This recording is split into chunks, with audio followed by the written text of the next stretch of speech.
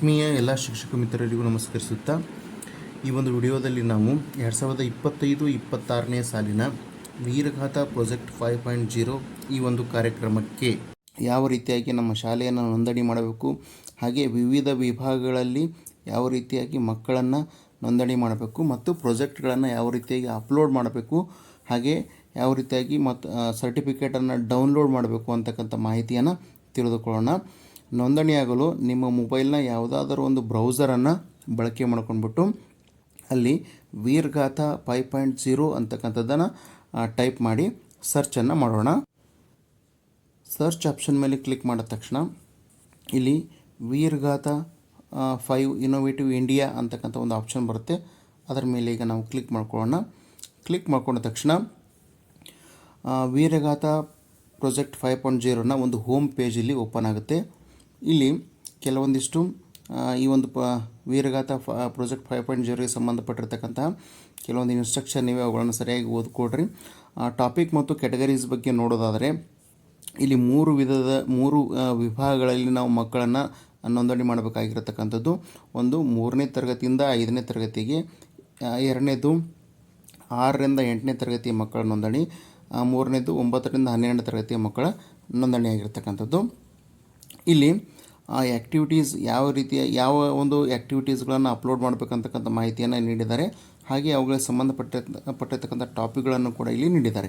ಈಗ ಉದಾಹರಣೆಗೆ 3ರಿಂದ 5ನೇ ತರಗತಿಯನ್ನು ನೋಡೋದಾದರೆ ಇಲ್ಲಿ ನೀಡಿರ್ತಕ್ಕಂಥ ಒಂದು ಆ್ಯಕ್ಟಿವಿಟೀಸ್ ಯಾವುದಂದ್ರೆ ಪೋಯಮ್, ಪ್ಯಾರಾಗ್ರಾಫ್, ಪೇಂಟಿಂಗ್ ಮತ್ತು ಡ್ರಾಯಿಂಗ್ಗಳು. ಅದರಲ್ಲಿ ನೀಡಿರ್ತಕ್ಕಂಥ ಸಬ್ಜೆಕ್ಟ್ ಯಾವುದಂದರೆ ಮೈ ರೋಲ್ ಮಾಡೆಲ್ ಈಸ್ ಅಂತಕ್ಕಂಥದ್ದು. ಇಷ್ಟು ಸಬ್ಜೆಕ್ಟ್ ಇದೆ. ಈ ಒಂದು ಕಾರ್ಯಕ್ರಮಕ್ಕೆ ನಾವು ನಮ್ಮ ದೇಶಕ್ಕಾಗಿ ಹೋರಾಡಿರ್ತಕ್ಕಂಥ ವೀರ ಯೋಧರ ಬಗ್ಗೆ, ವ್ಯಕ್ತಿಗಳ ಬಗ್ಗೆ ಒಂದು ಮಾಹಿತಿಯನ್ನು ಕಲೆಕ್ಟ್ ಮಾಡ್ಕೊಂಡ್ಬಿಟ್ಟು ನಾವು ಅದನ್ನು ಪೋಯಮ್ ರೂಪದಲ್ಲಿ ಅಥವಾ ಪ್ಯಾರಾಗ್ರಾಫ್ ರೂಪದಲ್ಲಿ ಅಥವಾ ಪೇಂಟಿಂಗ್ ರೂಪದಲ್ಲಿ ಅವುಗಳನ್ನು ಪ್ರಾಜೆಕ್ಟ್ಗಳನ್ನು ಅಪ್ಲೋಡ್ ಮಾಡಬೇಕಾಗಿರ್ತಕ್ಕಂಥದ್ದು.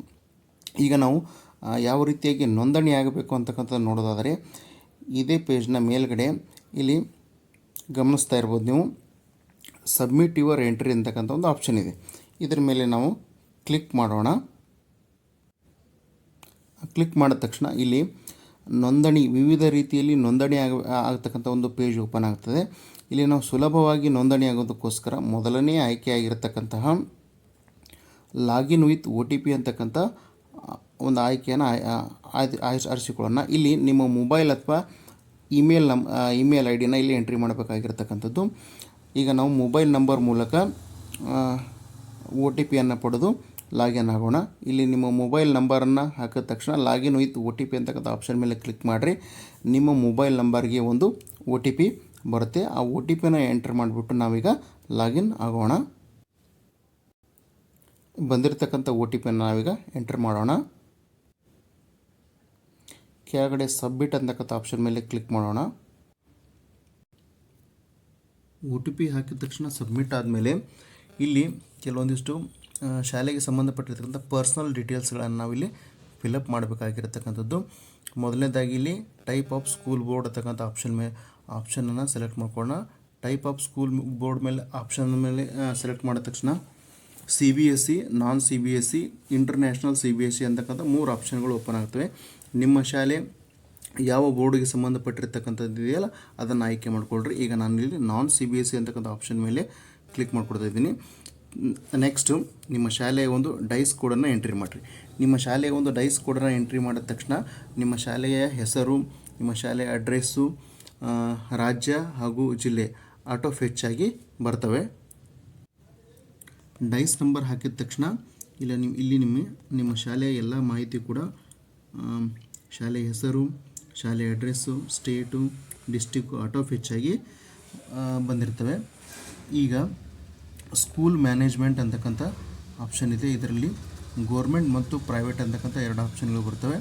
ಇದರಲ್ಲಿ ನಿಮ್ಮ ಶಾಲೆ ಗೋರ್ಮೆಂಟ್ ಆಗಿದ್ದರೆ ಗೋರ್ಮೆಂಟನ್ನು ತೆಗೆದುಕೊಳ್ರಿ, ಖಾಸಗಿ ಆಗಿದ್ದರೆ ಖಾಸಗಿ ಆಪ್ಷನನ್ನು ಆಯ್ಕೆ ಮಾಡಿಕೊಡ್ರಿ. ನೆಕ್ಸ್ಟು ಯಾವ ವಿದ್ಯಾರ್ಥಿ ನೇಮ್ ಆಫ್ ದ ಬೋರ್ಡ್ ಅಂತಕ್ಕಂಥ ಆಪ್ಷನ್ ಇದೆಯಲ್ಲ ಅದರ ಮೇಲೆ ಕ್ಲಿಕ್ ಮಾಡಿರಿ. ಅದನ್ನು ಕ್ಲಿಕ್ ಮಾಡಿದ ತಕ್ಷಣ ಕರ್ನಾಟಕ ಅಂತಕ್ಕಂಥ ಆಪ್ಷನನ್ನು ಆಯ್ಕೆ ಮಾಡಿಕೊಡ್ರಿ. ಇಲ್ಲಿ ನೆಕ್ಸ್ಟ್ ಇಲ್ಲಿ ಪ್ರಿನ್ಸಿಪಲ್ ನೇಮ್ ಅಂದರೆ ಮುಖ್ಯ ಗುರುಗಳ ಒಂದು ಹೆಸರನ್ನು ನೋಂದಣಿ ಮಾಡಿರಿ. ನೆಕ್ಸ್ಟ್ ಅವ್ರ ಫೋನ್ ನಂಬರು ಹಾಗೆ ಅವರ ಇಮೇಲ್ ID ಯನ್ನು ಎಂಟ್ರಿ ಮಾಡಿಬಿಟ್ಟು ಇಲ್ಲಿ ನೆಕ್ಸ್ಟ್ ಅಂತಕ್ಕಂಥ ಆಪ್ಷನ್ ಮೇಲೆ ಕ್ಲಿಕ್ ಮಾಡಿಕೊಡ್ರಿ. ನೆಕ್ಸ್ಟ್ ಅಂತ ಆಪ್ಷನ್ ಮೇಲೆ ಕ್ಲಿಕ್ ಮಾಡಿದ ತಕ್ಷಣ ಇಲ್ಲೊಂದು ಪಾಪಪ್ ಮೆಸೇಜ್ ಬರುತ್ತೆ. No changes modification will be permitted after submission, are you sure to proceed ಅಂತಕ್ಕಂಥ ಒಂದು ಪಾಪಪ್ ಮೆಸೇಜ್ ಬರುತ್ತೆ. ಅದನ್ನು ಓಕೆ ಅಂತಕ್ಕಂಥ ಆಪ್ಷನ್ ಮೇಲೆ ಕ್ಲಿಕ್ ಮಾಡಿಕೊಡ್ರಿ. ಇಲ್ಲಿ ಸ್ಕೂಲ್ ಕೆಟಗರಿ ಅಂತಕ್ಕಂಥ ಆಪ್ಷನ್ ಇರುತ್ತೆ. ಇದರಲ್ಲಿ 3ರಿಂದ 5ನೇ ತರಗತಿ, 6ರಿಂದ 8ನೇ ತರಗತಿ, 9ರಿಂದ 10ನೇ ತರಗತಿ, 11 ಮತ್ತು 12ನೇ ತರಗತಿ ಅಂತಕ್ಕಂಥ ಆಪ್ಷನ್ ಇದೆ. ಈಗ ನಾನು 3ರಿಂದ 5ನೇ ತರಗತಿ ಆಪ್ಷನ್ ಮೇಲೆ ಕ್ಲಿಕ್ ಮಾಡ್ತೀನಿ. ಕ್ಲಿಕ್ ಮಾಡಿದ ತಕ್ಷಣ ಮುಂದಿನ ಒಂದು ಆಪ್ಷನ್ಗಳು ಓಪನ್ ಆಗ್ತವೆ.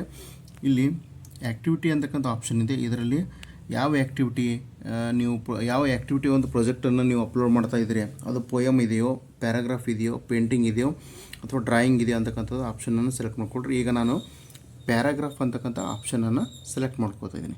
ಪ್ಯಾರಾಗ್ರಾಫ್ ಅಂತಕ್ಕಂಥ ಆಪ್ಷನನ್ನು ಸೆಲೆಕ್ಟ್ ಮಾಡ್ಕೊಂಡ ತಕ್ಷಣ ಇಲ್ಲಿ ಕೆಳಗಡೆ ಚೂಸ್ ಫೈಲ್ ಅಂತಕ್ಕಂಥ ಒಂದು ಆಪ್ಷನ್ ಇರುತ್ತೆ. ಇಲ್ಲಿ ನಾನು ನಮ್ಮ ದೇಶಕ್ಕಾಗಿ ಹೋರಾಡಿರ್ತಕ್ಕಂಥ ವೀರ ಯೋಧನಾಗಿರ್ತಕ್ಕಂಥ ಕ್ಯಾಪ್ಟನ್ MV ಪ್ರಾಂಜಲ್ ಅವ್ರ ಬಗ್ಗೆ ಒಂದು PDF ರೆಡಿ ಮಾಡಿದ್ದೀನಿ. ಅದನ್ನು ಚೂಸ್ ಫೈಲ್ ಅಂತಕ್ಕಂಥ ಆಪ್ಷನ್ ಮೇಲೆ ಕ್ಲಿಕ್ ಮಾಡಿದ ತಕ್ಷಣ ನಿಮ್ಮ ಮೊಬೈಲ್ನ ಯಾವ ಸ್ಟೋರೇಜಲ್ಲಿ ಇರ್ತದೆ ಆ ಸ್ಟೋರೇಜಿಂದ ಅದನ್ನು ಆಯ್ಕೆ ಮಾಡ್ಕೋಬೇಕಾಗುತ್ತೆ. ನೆಕ್ಸ್ಟ್ ಇಲ್ಲಿ ಟಾಪಿಕ್ಕು ಮೈ ರೋಲ್ ಮಾಡೆಲ್ ಅಂತಕ್ಕಂಥ ಒಂದು ಟಾಪಿಕ್, ಅದು ಅದೊಂದು ಮೈ ರೋಲ್ ಮಾಡೆಲ್ ಅಂತಕ್ಕಂಥ ಒಂದು ಟಾಪಿಕ್ಕು 3ರಿಂದ 5ನೇ ತರಗತಿ ಇದೆ. ಅದನ್ನು ನಾವು ಇಲ್ಲಿ ಟೈಪ್ ಮಾಡಬೇಕು. ಹಾಗೆ ನೀವು ರೆಡಿ ಮಾಡಿರ್ತಕ್ಕಂಥ ಪ್ರಾಜೆಕ್ಟು ಯಾವ ಭಾಷೆಯಲ್ಲಿದೆ ಆ ಭಾಷೆಯನ್ನು ಇಲ್ಲಿ ಮೆನ್ಷನ್ ಮಾಡಿಕೊಡ್ರಿ. ಹಾಗೆ ಆ ಒಂದು ಪ್ರಾಜೆಕ್ಟನ್ನು ಯಾವ ವಿದ್ಯಾರ್ಥಿ ಅಪ್ಲೋಡ್ ಮಾಡ್ತಾ ಇದ್ದಾನೆ ಅವನ ಹೆಸರು, ಹಾಗೆ ಅವನ ತಂದೆ ಅಥವಾ ಪೋಷಕರ ಹೆಸರು, date of birth, gender, class, ಹಾಗೆ ಈ ಒಂದು ವಿಭಾಗದಲ್ಲಿ ಎಷ್ಟು ಮಕ್ಕಳು ಭಾಗವಹಿಸ್ತಾ ಇದ್ದಾರೆ ಅಂತಕ್ಕಂಥ ಆಪ್ಷನ್, ಇಲ್ಲಿ ಸಂಖ್ಯೆಯನ್ನು ನಾವು ಇಲ್ಲಿಗೆ ಮೆನ್ಷನ್ ಮಾಡ್ಕೋಬೇಕಾಗಿರ್ತಕ್ಕಂಥದ್ದು. ಇಲ್ಲಿ ನೀಡಿರ್ತಕ್ಕಂಥ ಎಲ್ಲ ಒಂದು ಆಯ್ಕೆಗಳನ್ನು ತುಂಬಿದ ತಕ್ಷಣ ನೆಕ್ಸ್ಟ್ ಸಬ್ಮಿಟ್ ಅಂತಕ್ಕಂಥ ಆಪ್ಷನ್ ಮೇಲೆ ಕ್ಲಿಕ್ ಮಾಡಿರಿ. ಸಬ್ಮಿಟ್ ಅಂತಕ್ಕಂಥ ಆಪ್ಷನ್ ಮೇಲೆ ಕ್ಲಿಕ್ ಮಾಡಿದ ತಕ್ಷಣ no changes or modification will be permitted after submission, are you sure to proceed ಅಂತಕ್ಕಂಥ ಒಂದು ಪಾಪಪ್ ಮೆಸೇಜ್ ಬರುತ್ತೆ. ಓಕೆ ಅಂತಕ್ಕಂಥ ಆಪ್ಷನ್ ಮೇಲೆ ಕ್ಲಿಕ್ ಮಾಡಿಕೊಡ್ರಿ.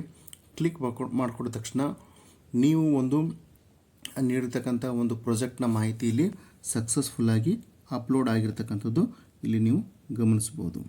ಹಾಗೆ ಇಲ್ಲಿ ಡೌನ್ಲೋಡ್ ಸರ್ಟಿಫಿಕೇಟ್ ಅಂತ ಆಪ್ಷನ್ ಇದೆ. ಆ ಡೌನ್ಲೋಡ್ ಸರ್ಟಿಫಿಕೇಟ್ ಅಂತಕ್ಕಂಥ ಆಪ್ಷನ್ ಮೇಲೆ ಕ್ಲಿಕ್ ಮಾಡಿದ ತಕ್ಷಣ ನಿಮಗೆ ಒಂದು ಸರ್ಟಿಫಿಕೇಟ್ ಕೂಡ ಇಲ್ಲಿ ಜನ್ರೇಟ್ ಆಗುತ್ತೆ. ಇದು ಒಂದು ಪ್ರಾಜೆಕ್ಟಿಗೆ ಸಂಬಂಧಪಟ್ಟಿರ್ತಕ್ಕಂಥ ಮಾಹಿತಿಯನ್ನು ನಾವೀಗ ಅಪ್ಲೋಡ್ ಮಾಡಿದಂಗೆ ಆಯಿತು. ಈಗ ಇನ್ನೊಂದು ಪ್ರಾಜೆಕ್ಟನ್ನು ಅಪ್ಲೋಡ್ ಮಾಡಬೇಕಾದ್ರೆ ಮತ್ತೆ ನಾವಿಲ್ಲಿ ಸೆಲೆಕ್ಟ್ ಕ್ಯಾಟಗರಿ ಅಂತಕ್ಕಂಥ ಆಪ್ಷನ್ ತೊಗೋಬೇಕು. ಮತ್ತು ಕ್ಯಾಟಗರಿಯನ್ನು ಸೆಲೆಕ್ಟ್ ಮಾಡ್ಕೋಬೇಕು. ಹಾಗೆ ಯಾವ ಆ್ಯಕ್ಟಿವಿಟಿ, ಹಾಗೆ ಟಾಪಿಕ್ ನೇಮು, ವಿದ್ಯಾರ್ಥಿಯ ಹೆಸರು ಎಲ್ಲವನ್ನು ಎಂಟ್ರಿ ಮಾಡಿದ ತಕ್ಷಣ ಮತ್ತೆ ಸಬ್ಮಿಟ್ ಅಂತಕ್ಕಂಥ ಆಪ್ಷನ್ ಮೇಲೆ ಕ್ಲಿಕ್ ಮಾಡಬೇಕು. 2ನೇ ಪ್ರಾಜೆಕ್ಟ್ ಕೂಡ ಅಪ್ಲೋಡ್ ಆಗುತ್ತೆ. ಹೀಗೆ ಒಂದು ಶಾಲೆಯಿಂದ ಒಂದು ವಿಭಾಗದಿಂದ ಕನಿಷ್ಠ 4 ಪ್ರಾಜೆಕ್ಟ್ಗಳನ್ನು ನಾವು ಅಪ್ಲೋಡ್ ಮಾಡಬೇಕಾಗಿರ್ತಕ್ಕಂಥದ್ದು. ಈ ಒಂದು ವಿಡಿಯೋ ನಿಮಗೆ ಇಷ್ಟವಾಗಿದ್ದರೆ ದಯವಿಟ್ಟು ನಮ್ಮ ಒಂದು ಚಾನಲನ್ನು ಸಬ್ಸ್ಕ್ರೈಬ್ ಮಾಡಿಕೊಡ್ರಿ ಅಂತಕ್ಕಂಥ ಹೇಳ್ತಾ ಎಲ್ರಿಗೂ ಧನ್ಯವಾದಗಳು.